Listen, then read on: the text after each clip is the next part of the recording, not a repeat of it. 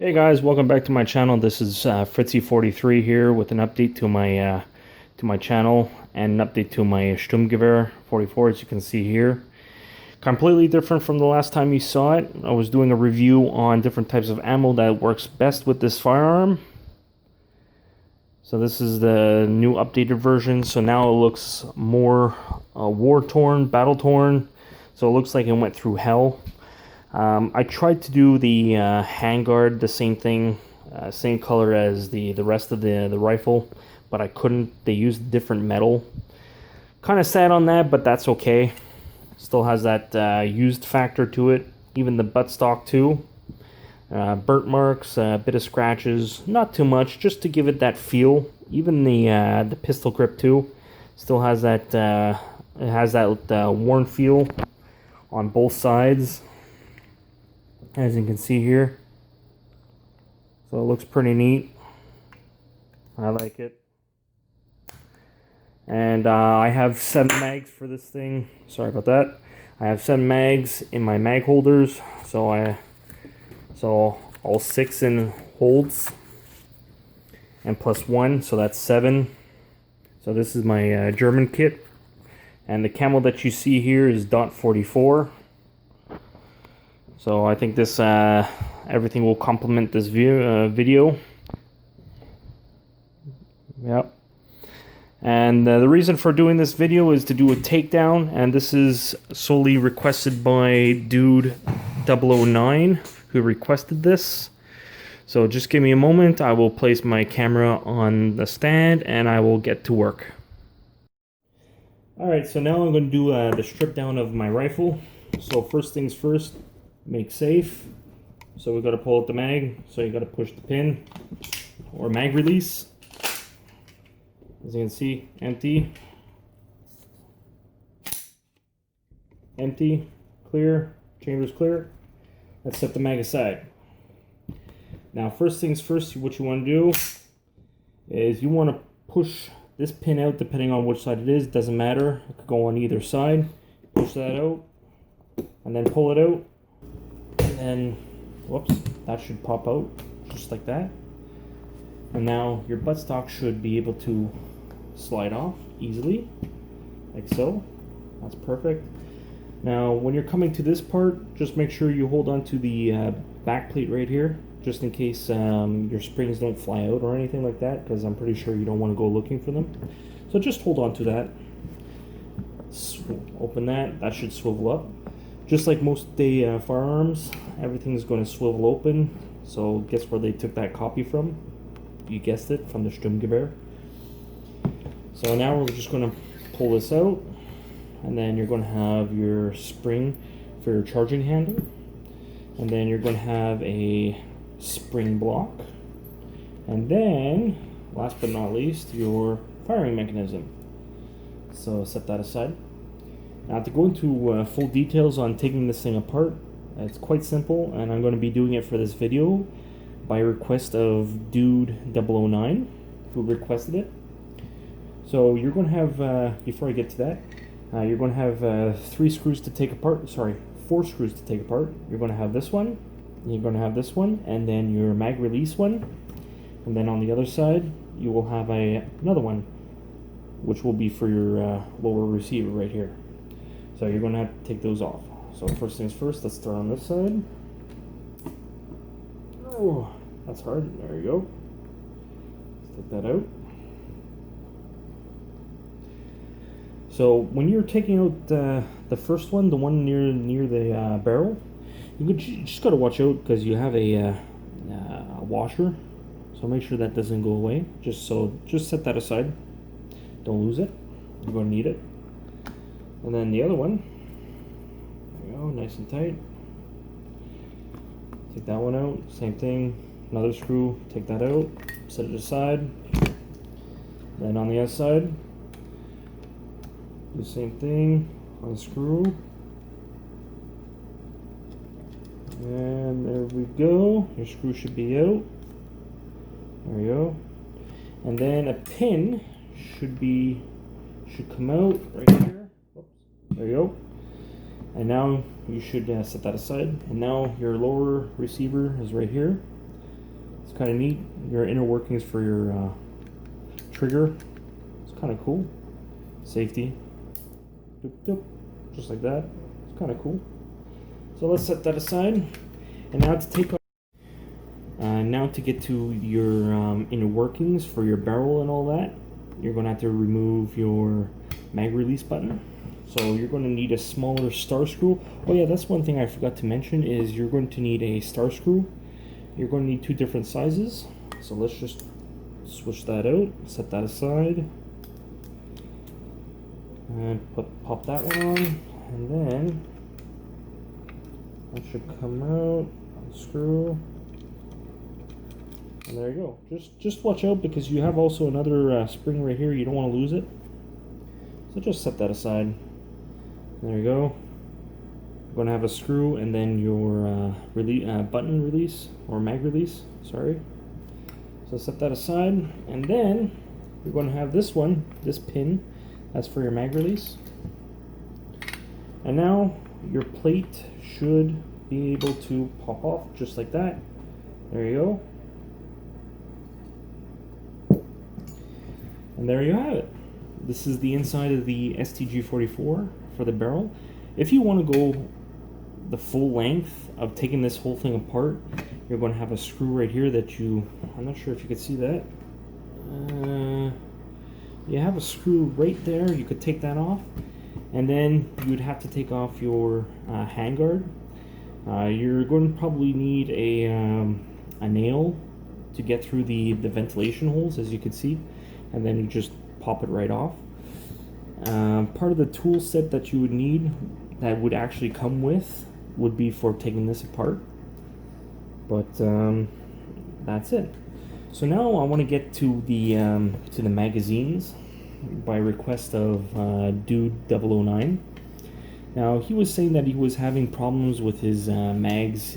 They wouldn't have any. They would have no last round hold open. I've had a bit of trouble with my magazines, but not by much. Sometimes they happen, sometimes they don't, and I think it has to do because that these mags are polymer mags. Well, I mean, plastic mags. It's too bad they're not steel. It would be even better and more authentic than plastic, and I kind of get it for production wise. Like, they made the whole gun out of metal, obviously, but they made the mags out of plastic, which is, it's okay, but does the job, right? So anyway, so probably the reason why that you're getting no last round hold opens is either it gets stuck maybe halfway and then it doesn't lock into place because it's down a bit, or there's too much gunk in the magazine. It might have to do with this little pin. I'm not sure if you could see it right there, but this little pin, or it could be your follower, your plastic follower right there. So it could be one of those two. I heard that you could add a little bit oil. So you can add a bit of oil to your plastic follower. I don't know. To be honest, I don't know why. Like I heard some stories where people they have their no last round hold open. I get it from time to time, but not all the time. Like I have 7 mags, so I don't know which one is that does it. But probably next time when I go to the range, I'll try to keep track of which mags are problematic. But I don't know. I haven't had much problems with my magazines. There's a few things that does happen where it doesn't cycle, where you hold the mag. You're not really supposed to hold magazines like that, even especially for this one, because you do have a follower. You have your follower right here, and if your hand is like right there, and as you're shooting, it will go up, so it will tend to get stuck, and I catch myself doing that from time to time. So here, I'll just try to demonstrate with my Skeleton STG 44. So let's just pop that in. So as you can see, so when you're holding your rifle or anything with a magazine, try not to hold it like so Yes, it seems a little bit more comfortable, but it's I've heard that by holding it by the magazine, you could actually mess with the feeding because there is a bit of wiggle room. Well, there's a lot of wiggle room because there's no side to it, but this is what I've heard and from a lot of people. So this is why you have your foreguard, your front handguard, is to hold on. Yes, you could come up closer to like so, where you're not really holding the mag, but just as close. This way you're not too far apart, like, you know what I mean? So try to keep that in mind, not to have your hand on the on your mags, because of the follower, just because. And like I said, I catch myself doing it, and I notice when it comes to like the last few rounds, I'm like, oh, I thought I'm empty, and I look, or I thought I had a misfire, so I open up the breech, and it turns out like, oh, okay, I got a few more rounds, and it just didn't go, and I was like, oh, that's why, because my hand was there. So you just gotta watch out for that. So yeah, that's pretty much about it there. I have a few more ammunition types to go over. Actually, two more. So the first one is, I'll go with this one first. The first one is Velociter 22LR, and these are hollow points, and these are going about, I'm not sure if you can see it, 1435 feet per second. So it has that high velocity capability, and it cycles through the gun perfectly. I went through, I don't know how many rounds through it, maybe 200-300. I haven't had any issues. They work well. I like them. They're just as good as CCI. It's not as powerful. I think CCI FPS is about 1650, I think, give or take. I'm not too sure. So anyway, if you want something that's just as good as CCI Stingers, I'd go with the Velocitors. They're just as good. And now the second type of ammunition I used are these ones. These are the CCI Copper 22LR, and these are going for 1850 FPS. So it has a higher oomph than the Stingers and the Velocitors. And let me just tell you, oh boy, it has a, let's just say it has a little bit more powerful kick than the Stingers. It's not as, you don't feel it, but you'll definitely notice it, like you would notice with the Stingers. But yeah, I absolutely like them. They're great. They're fantastic, and I forgot where I got it, but they're going for $11.99, so it's definitely worth it.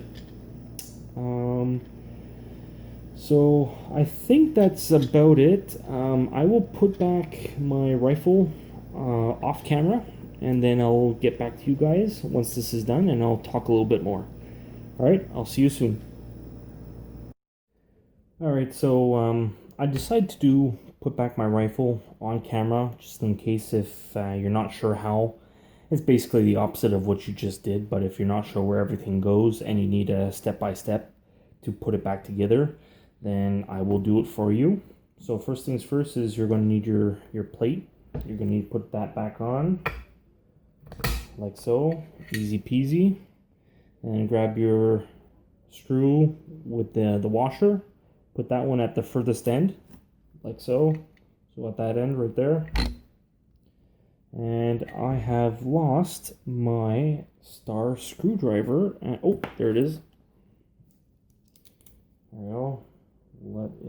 Let's put this back in.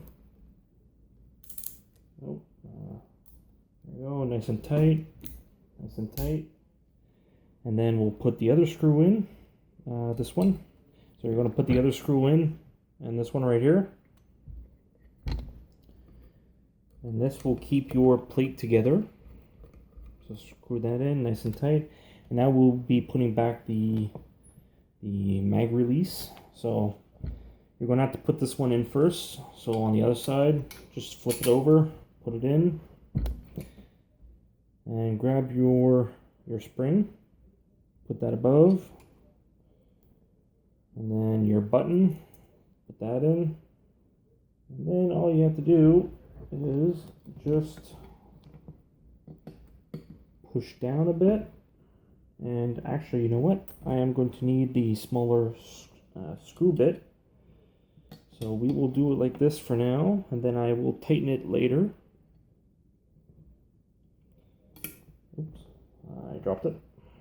There we go. There we go. There we go, perfect. So I will tighten this later, not now. I'll put everything else back together again. So next, what you're going to want to do is you're going to put back your swivel and your retaining pin for the swivel. There's your swivel. Actually, nope. Sorry. There it is. So it's the shorter one, not the longer one. So it's the shorter one. So we want to put that back in. So make sure it's aligned, and then flip this back over. So you're going to want to put into this hole right here. Put that back in. And then, popped out on me. There we go. Tighten that up a bit. There we go. And then we will use a screwdriver. Tighten this up. There you go. There you have it. So now the swivel, the lower receiver is now back onto the upper receiver. So now what you're going to want to do is you're going to put back your firing mechanism. Just put that in. When you're putting it back in, it has a bit of an angle, so it's not going in straight. It's actually to the side a bit. You'll actually see there's actually grooves to go in. So put that in. Next, your spring for your charging handle. So when you're putting that back in, so just make sure that the spring is actually going back onto the charging handle. And there is, I'm not sure if you could see, it's a little bit too dark, but there's actually a pin in there. Not really a pin, but it's okay, let's just call it a pin. So basically this sits in between the spring, so you gotta get that in there. There you go. Whoops. That sprung out at me. There you go. And you can actually see right here when you put it back that you're in the right spot. So just put that in like that. Your spring stopper for the bottom part. Once again, that goes in on an angle too. And then your spring retainer. And then close that up. Make sure you hold on to this. Make sure you hold on to this and push down. Close it. There you have that. And now, get that out of the way. Grab your buttstock. I gotta untwist this because of the sling. So just give me a moment here. Bear with me. There you go. You have that. And then, doesn't matter which way you put it. You can put it on this side, or you can put it on the other side. Just pop it right out. Pull the other side. Doesn't matter which way you do it. Whichever way you feel comfortable in doing it. And yeah, so that's that. So yeah, I absolutely do enjoy this rifle. It's a fun little plinker. I could shoot at 100 yards with it. Iron sights, perfect, no problem. If you have the right ammunition. If you use the cheap stuff, then good luck.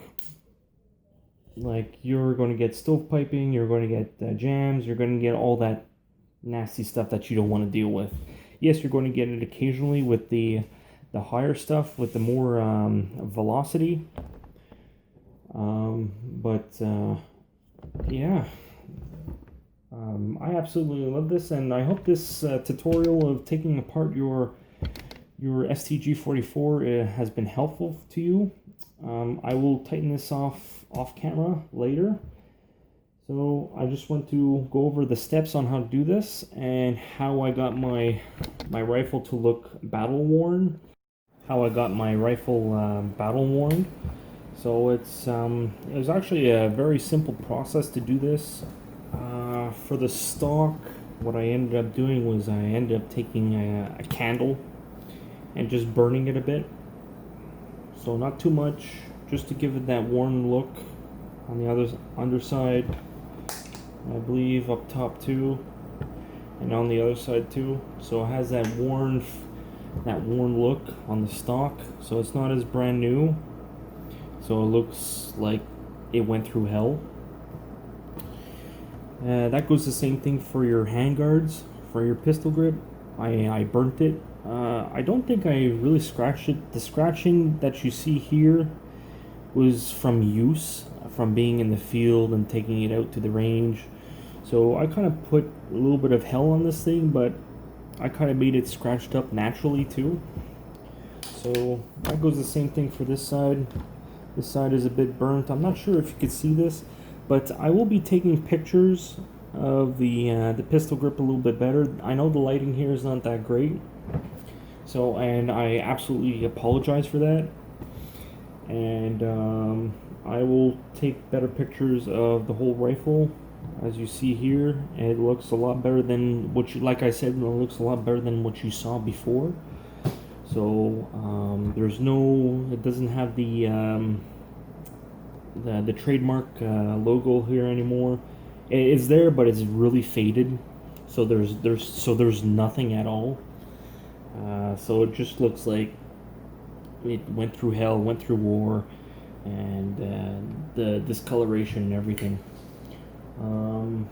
So yeah, and that's pretty much about it. Even the flashlighter too. So I made that look worn as well. So this also comes off too if you want. You can play with that too. So I made that look worn. Like I said, I'll take better pictures of this and I will be posting it, so for you guys to get a better look at this thing.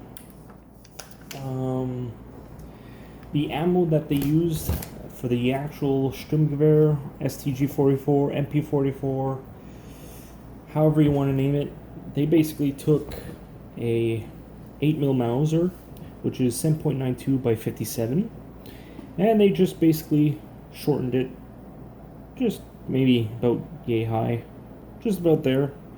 So just like the AK, 7.92 by 39. Sorry, I'm getting them mixed up. 7.62 by 39.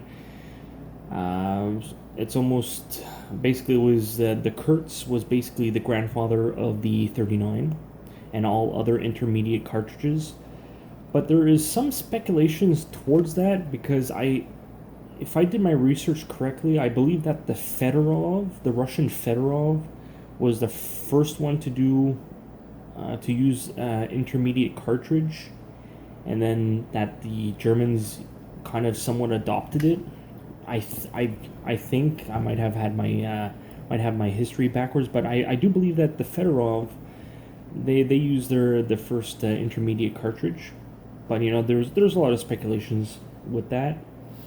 And to be honest with you, that the AK-47, the designer wasn't Mikhail Kalashnikov. It was actually a German engineer who designed the AK-47 for the Russians. So nice little bit of history right then and there. So yeah, so the intermediate cartridge for the Sturmgewehr is 7.92 by 33 Kurtz. Kurtz stands for short. And yeah, so basically everything from modern day firearms, this baby right here was the grandfather of them all. So just look at that, isn't that a beaut? I think I said in my first video how much they were going for. I'm not sure how much they're going for now. I think the prices have went up, but I think I bought it for, I'm not sure, I'd have to go back, but I think I bought it for about 600 something. So that's a steal. And you know what? This is going to be in my collection. This will be in my collection forever. I don't think I'll ever get rid of it. To be honest, I think I might actually get another one. And maybe, or maybe get the MP44. Sorry, MP40 22. So we'll see about that. Anywho, I hope you guys enjoyed this channel or this video. And if you have any more requests, let me know. Like I said before, I will be putting out some pictures, better look on it, because like I said, the lighting here is not that great. Anywho, so thank you very much for staying tuned with me. Please follow me, support me on my Patreon. I am also a gamer too, so you'll find me on Steam, Fitzy, Fitzy43 or Fitzy, one of those. But you'll find me, and yeah. So stay safe out there, everybody, and I hope everyone's doing well. Take care. Bye.